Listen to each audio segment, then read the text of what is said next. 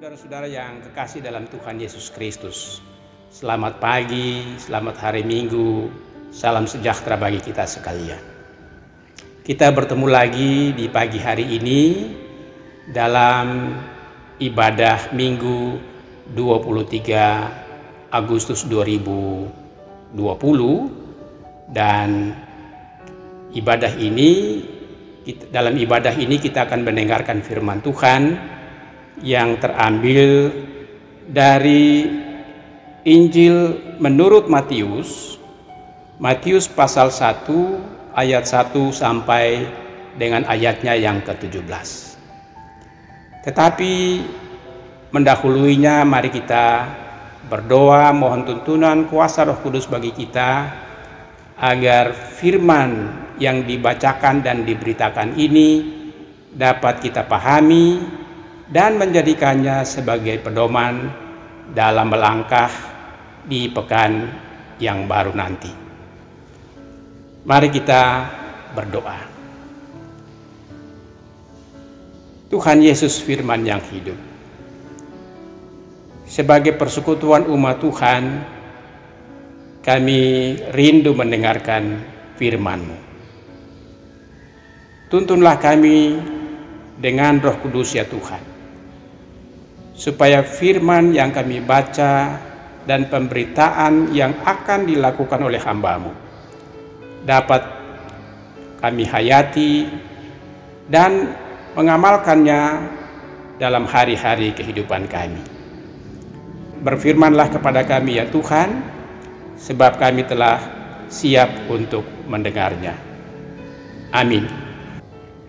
Matius pasal 1 ayat 1 sampai ayat yang ke-17 yang berjudul Silsilah Yesus Kristus.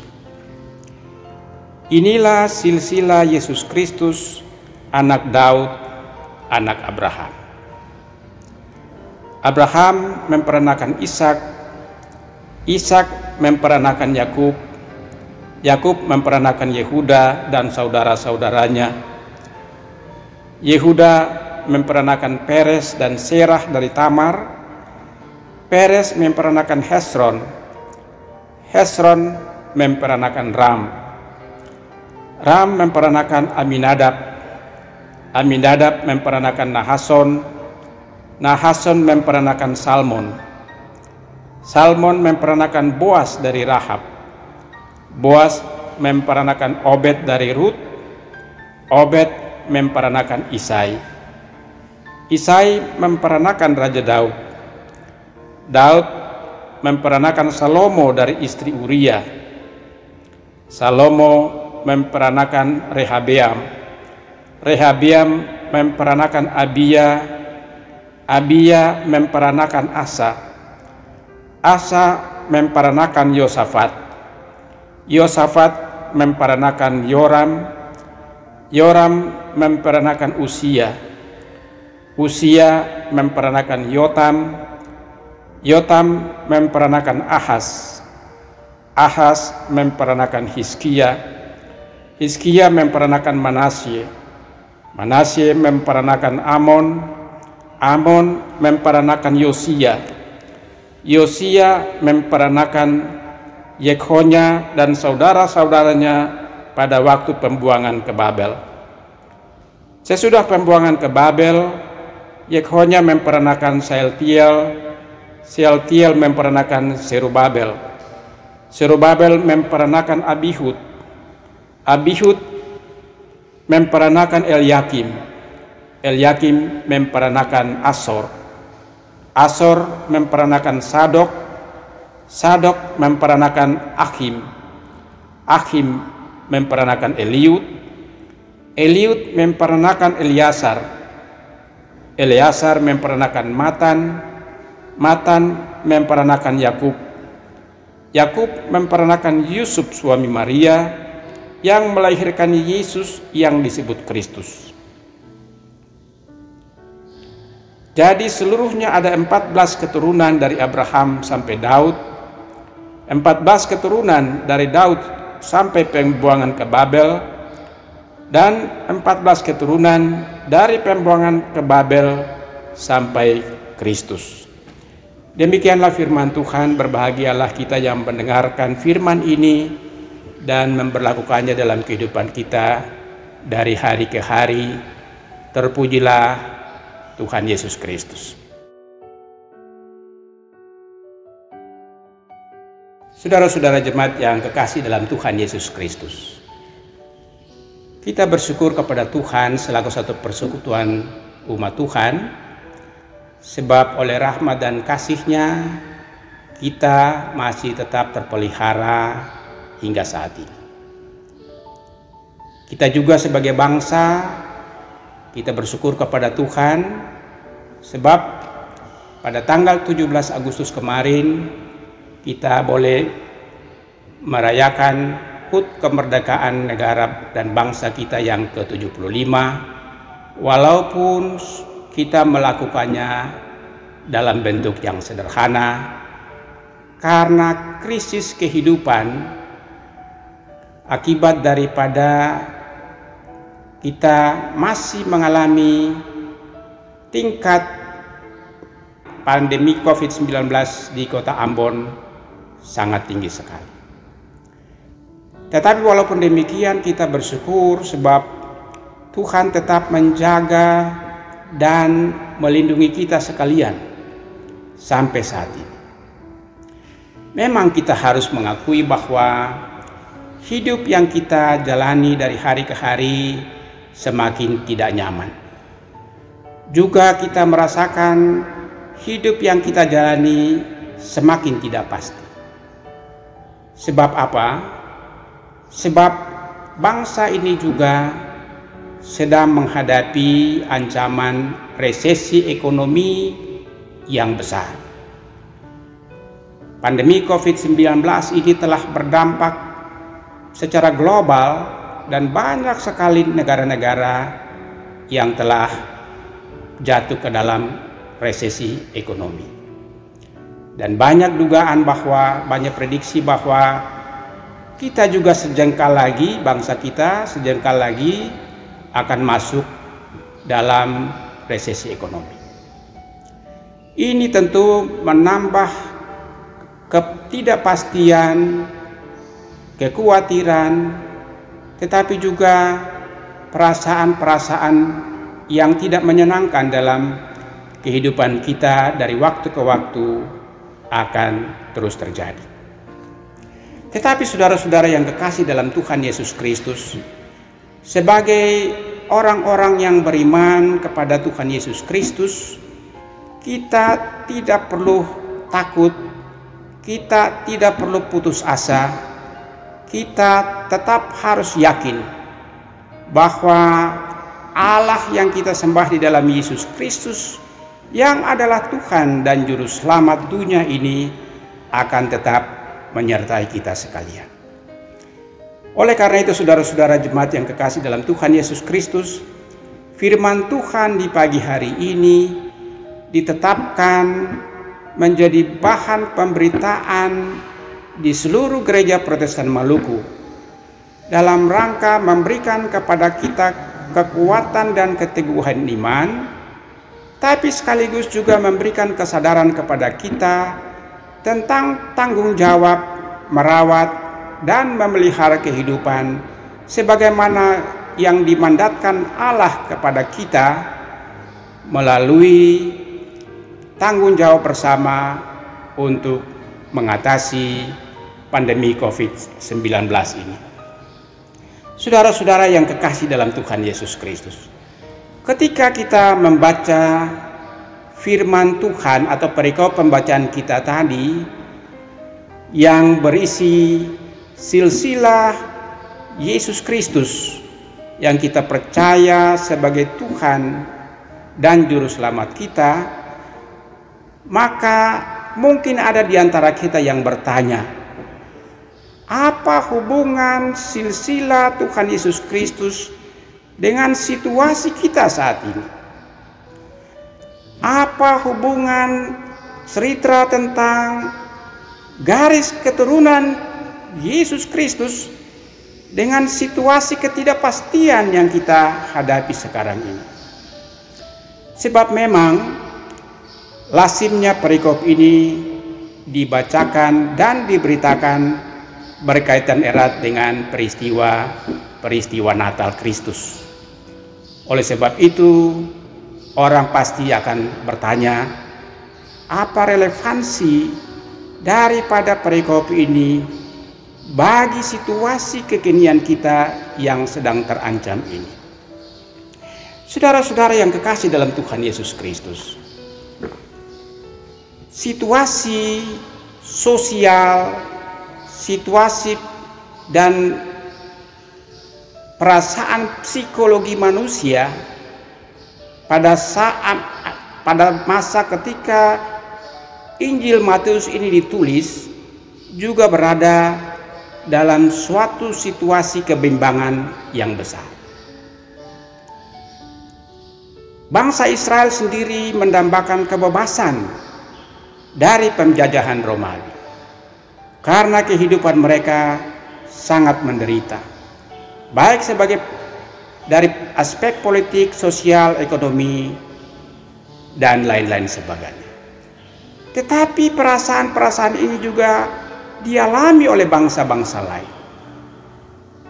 Dan di tengah-tengah situasi ketidakpastian yang dialami oleh manusia, muncul suatu suasana kerinduan yang sangat dalam sekali dalam diri manusia pada saat itu, yaitu bahwa mereka merindukan datangnya seorang pembebas yang akan memberikan tatanan hidup baru bagi manusia, sehingga manusia itu bisa menikmati hidup yang penuh dengan damai dan sejahtera.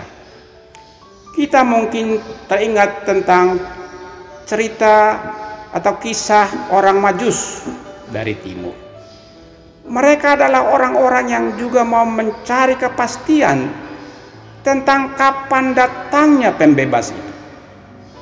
Sebab dalam situasi ketidakpastian manusia, akibat dari begitu banyak ancaman yang mereka hadapi, lalu kerinduan akan datangnya seorang pembebas itu besar sekali.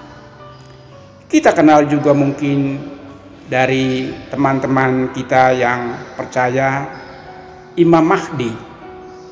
Kerinduan akan datangnya seorang imam yang juga dapat memberikan ketenangan dan kesejahteraan hidup kepada manusia. Suasana batin yang ada dalam masyarakat, khususnya orang-orang Yahudi yang mengharapkan datangnya seorang Mesias sebagaimana yang telah Allah janjikan melalui para nabi, itu lalu membuat penulis Injil Matius memulai kisahnya tentang Yesus Kristus dengan pertama-tama menuliskan atau menguraikan tentang silsilah Yesus Kristus. Mungkin bagi kita masalah silsilah ini tidak terlalu penting. Tapi bagi orang-orang Yahudi dan bangsa-bangsa sekitar, silsilah seseorang itu sangat penting sekali. Sebab dengan silsilah itu orang akan tahu dari mana asal usulnya, tetapi sekaligus juga memberikan status, memberikan pengakuan tentang status seseorang, bukan saja dalam keluarga tetapi juga dalam masyarakat. Kita tentu ingat bahwa nabi-nabi telah menubuatkan bahwa Mesias yang akan datang itu berasal dari keturunan Daud. Orang-orang Israel pada saat itu yang sementara bimbang dan ragu-ragu tetapi penuh dengan kerinduan yang besar akan seorang pembebas, lalu mulai bertanya-tanya, apakah Yesus dari Nazaret ini adalah seorang Mesias? Apakah Yesus yang penampilannya tidak sesuai dengan harapan orang-orang Israel bahwa Mesias itu harus seorang gagah perkasa, seorang panglima perang, seorang yang mampu mengalahkan penjajah, itu dapat dikenakan kepada Yesus yang sama sekali justru menampilkan sosok yang sangat tidak sesuai dengan harapan itu. Itulah sebabnya saudara-saudara yang kekasih dalam Tuhan Yesus Kristus, Matius karena itu memulai penulisannya tentang Injil Yesus Kristus kepada para pembacanya dengan pertama-tama menguraikan tentang silsilah Tuhan Yesus Kristus.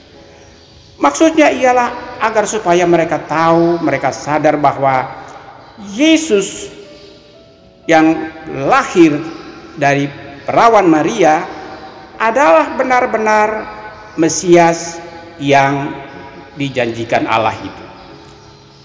Kelahiran Yesus merupakan sebuah penggenapan terhadap nubuat para nabi tentang datangnya seorang Mesias yang berasal dari keturunan Daud. Dan karena itu saudara-saudara yang kekasih dalam Tuhan Yesus Kristus, dengan menguraikan silsilah ini, maka Matius sekaligus mau menjawab kerinduan dari manusia pada zaman itu, terutama orang-orang Yahudi, tetapi juga memberikan kepastian kepada mereka bahwa Mesias yang dijanjikan itu sudah datang, bahwa di dalam Yesus Kristus Allah telah menggenapi janjinya, janji-janji yang selama ini dinubuatkan oleh para nabi sudah digenapi dengan kelahiran Tuhan Yesus Kristus. Saudara-saudara yang kekasih dalam Tuhan Yesus Kristus, menariknya ialah bahwa silsilah Yesus Kristus ini dimulai dari Abraham. Mengapa mulai dari Abraham? Sebab bagi Matius, sejarah keselamatan Allah bagi dunia ini justru dimulai ketika Abraham dipanggil. Bahwa ketika Abraham dipanggil itulah Allah mulai menyatakan karya-karya penyelamatannya bagi dunia. Dan di dalam janji kepada Abraham itu secara jelas sekali dikatakan bahwa melalui Abraham, melalui keturunan Abraham, seluruh bangsa di muka bumi akan memperoleh berkat. Saudara-saudara, kemudian pada zaman Raja Daud,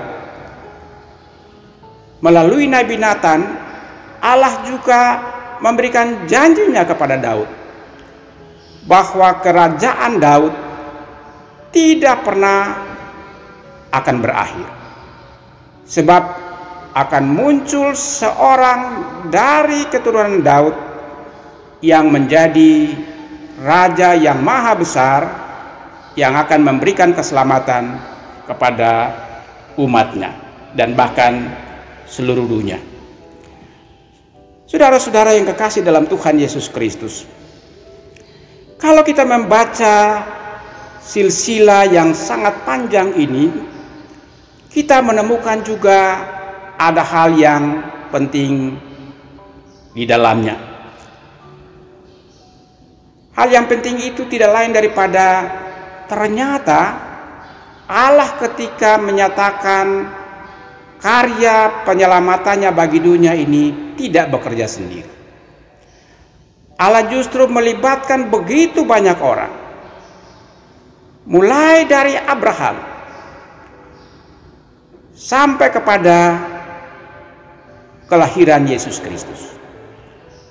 Dan lebih menariknya juga ialah bahwa selain Allah melibatkan begitu banyak orang, Allah juga melibatkan perempuan-perempuan di dalam karya penyelamatannya. Disebutkan dalam perikop pembacaan kita ini tentang nama-nama perempuan, kurang lebih ada 5 orang perempuan yang juga terlibat dalam proses karya penyelamatan Allah yang nyata dalam Kristus ini. Mulai dari Tamar, kemudian Rahab, lalu kemudian Rut, lalu kemudian Betseba, dan yang kelima adalah Maria yang melahirkan Yesus. 5 perempuan ini juga ternyata bahwa ada 2 orang yang bukan orang Yahudi, Rahab dan Rut. Kita tahu bahwa Rahab adalah seorang dari Yericho, seorang perempuan Yericho, dan Rut adalah seorang perempuan dari Moab. Ini artinya saudara-saudara bahwa Allah dalam menyatakan karya penyelamatannya bagi dunia berkenan melibatkan banyak sekali orang sebagai mitranya dalam rangka bagaimana keberlangsungan hidup di dunia itu bisa terrealisasi. Allah melibatkan laki-laki, perempuan, tetapi juga bangsa-bangsa lain, agar supaya karya penyelamatan Allah ini bisa nyata dan tersebar luas ke seluruh dunia. Saudara-saudara yang kekasih dalam Tuhan Yesus Kristus, kalau kita membaca teks ini juga, kita akan mendapatkan tentang ada 3 fase sejarah kerohanian dari umat Israel yang dipaparkan dalam silsilah ini. Fase yang pertama adalah fase Abraham sampai Daud. Fase yang kedua adalah dari Daud sampai pembuangan ke Babel. Dan fase yang ketiga adalah pembuangan ke Babel sampai dengan kelahiran Tuhan Yesus Kristus. Fase-fase sejarah beriman umat Israel ini menggambarkan kepada kita bahwa dalam proses beriman umat Israel dalam kaitan dengan tugas-tugas dan tanggung jawab untuk menjadikan hidup mereka berkenan bagi Tuhan dan menjadi berkat bagi bangsa-bangsa, ternyata mereka juga mengalami proses jatuh bangun.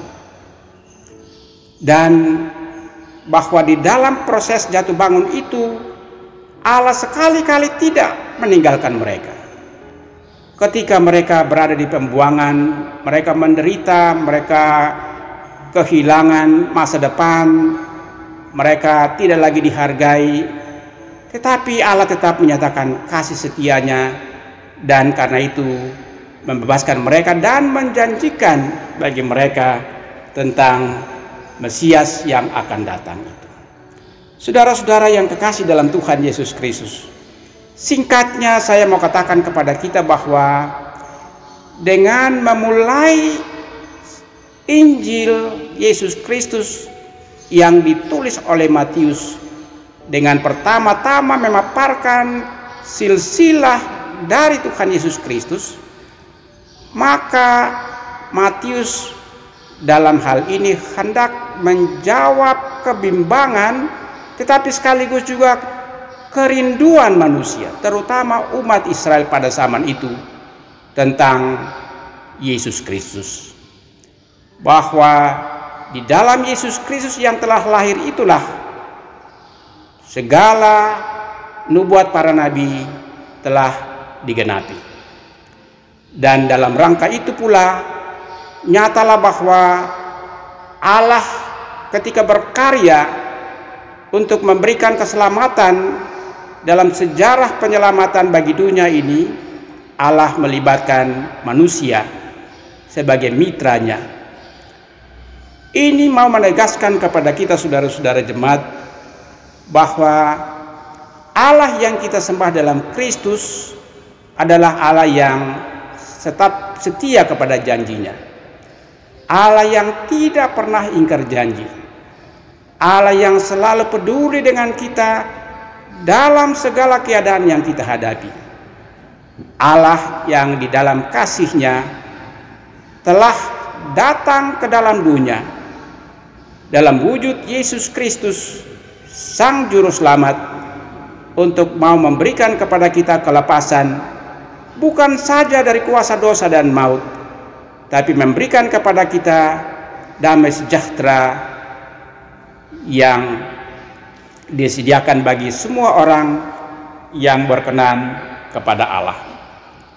Saudara-saudara yang kekasih dalam Tuhan Yesus Kristus, karena itu kalau ada yang tadi bertanya bahwa apa relevansi daripada silsilah Yesus Kristus dengan situasi kekinian kita yang sedang terancam oleh karena pandemi COVID-19 ini, maka berdasarkan uraian dari teks ini kita menemukan bahwa melalui teks ini kepada kita juga mau diberikan kepastian kepada kita bahwa Tuhan yang kita sembah di dalam Kristus adalah Tuhan yang setia kepada janjinya dan yang senantiasa mendampingi hari-hari hidup kita, baik dalam keadaan senang maupun dalam keadaan susah.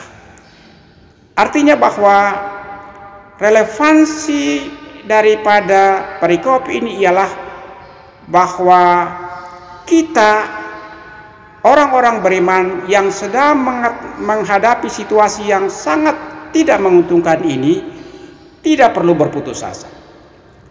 Justru dalam situasi seperti ini marilah kita terus berpegang teguh kepada iman dan pengharapan kita kepada Yesus Kristus, Tuhan dan Penyelamat kita. Dialah Sang Immanuel bagi kita. Dan karena itu saudara-saudara jemaat, jalanilah hidup yang penuh dengan penderitaan ini, tetap dengan iman yang sungguh kepada Tuhan. Tetapi saudara-saudara yang kekasih dalam Tuhan Yesus Kristus, perikop ini tidak hanya memberikan kepada kita sebuah jawaban tentang penyertaan Allah bagi kita yang nyata dalam Kristus, tetapi perikop ini juga memberikan kepada kita tentang bagaimana tanggung jawab kita sebagai orang-orang yang telah diselamatkan Allah, tetapi kemudian dipanggil untuk merawat dan memelihara kehidupan di tengah-tengah dunia ini. Saudara-saudara yang kekasih dalam Tuhan Yesus, kita tentu sudah tahu bahwa manusia diciptakan sesuai dengan gambar Allah. Sebagai gambar Allah, maka manusia dijadikan Allah sebagai mitranya. Sebagai mitra Allah, maka Allah memberikan tanggung jawab kepada kita sekalian untuk merawat dan memelihara kehidupan agar supaya kehidupan yang Allah ciptakan sejak awal dunia diciptakan ini tetap dapat berlangsung dengan baik dari satu generasi ke generasi yang lain. Tetapi bahwa kehidupan ini sekarang semakin atau sedang terancam, saudara-saudara. Kita menghadapi musuh yang lebih berbahaya dari penjajah. Musuh ini sangat berbahaya karena tidak kelihatan dan dapat menyerang siapapun kalau ia sedikit saja lengah. Itu berarti bahwa kita sedang menghadapi krisis kehidupan yang sangat serius. Tetapi apakah sebagai orang-orang beriman kita harus diam saja, tidak perlu melakukan apapun? Justru perikop ini mau menyadarkan kita bahwa Allah selalu melibatkan banyak orang dalam karya-karya penyelamatannya. Allah tidak hanya memakai Abraham, Allah tidak hanya memakai orang-orang yang telah disebutkan dalam silsilah keluarga atau keturunan Yesus Kristus ini, tetapi Allah terus berkarya dan memakai kita sekalian. Allah mau memakai sebanyak mungkin orang yang dengan rendah hati mau terlibat bersama-sama untuk merawat dan memelihara kehidupan. Itulah sebabnya saudara-saudara jemaat, sebagai orang-orang yang bertanggung jawab untuk merawat dan memelihara kehidupan, maka ada beberapa hal yang mesti selalu kita perhatikan. Yang pertama ialah bahwa Allah yang kita sembah dalam Kristus itu adalah Allah yang senantiasa melibatkan kita dalam karya-karya pembebasannya. Dan karena itu kita juga mesti terlibat dalam karya-karya merawat dan memelihara kehidupan. Dan saya kira untuk merawat dan memelihara kehidupan itu kita bisa memulainya dari keluarga. Menjadikan rumah tangga sebagai rumah tangga di mana cinta kasih Kristus senantiasa dinyatakan adalah merupakan cara di mana kita merawat dan memelihara kehidupan. Terlibat dalam aksi-aksi untuk menolong orang lain yang mengalami kesulitan hidup. Mereka yang sakit, mereka yang miskin, mereka yang bimbang dan putus asa. Terlibat dalam menolong orang-orang seperti ini adalah bentuk nyata dari merawat dan memelihara kehidupan. Cara lain untuk merawat dan memelihara kehidupan ialah kita juga harus mengikuti protokol kesehatan dengan memakai masker, menjaga jarak, dan kemudian senantiasa rajin mencuci tangan, makan makanan bergizi adalah cara-cara yang paling sederhana namun yang paling nyata dalam rangka kita merawat dan memelihara kehidupan. Saudara-saudara yang kekasih dalam Tuhan Yesus Kristus, mari sebagai orang-orang beriman, sebagai persekutuan umat Tuhan yang sadar bahwa krisis kehidupan yang hebat sekali sedang kita hadapi, mari kita yakin bahwa Tuhan senantiasa hadir bersama-sama dengan kita. Tetapi bahwa karena itu pula kita mesti sadar juga bahwa Tuhan juga melibatkan kita sekalian untuk karya-karya pembebasan ini, untuk upaya-upaya melepaskan bangsa ini, daerah ini dari pandemi COVID-19 yang masih terus merajalela ini. Oleh sebab itu saudara-saudara jemaat, kita diarahkan oleh firman Tuhan ini untuk selalu tekun dalam doa dan selalu berpengharapan serta menjadikan Yesus sebagai Tuhan dan satu-satunya penyelamat kita, dan marilah kita senantiasa turut serta dalam upaya-upaya untuk merawat dan memelihara kehidupan dengan cara-cara yang tentu saja kita semua telah mengetahuinya. Kita percaya bahwa bersama Tuhan yang melibatkan kita dalam merawat dan memelihara kehidupan, yang kita pertama-tama melakukannya dari diri sendiri, keluarga, unit, sektor, jemaat, dan masyarakat, maka Tuhan akan memberikan kepada kita damai sejahtera karena kita akan dibebaskan dari krisis kehidupan yang sedang melanda seluruh dunia ini. Tuhan menolong kita sekalian. Amin.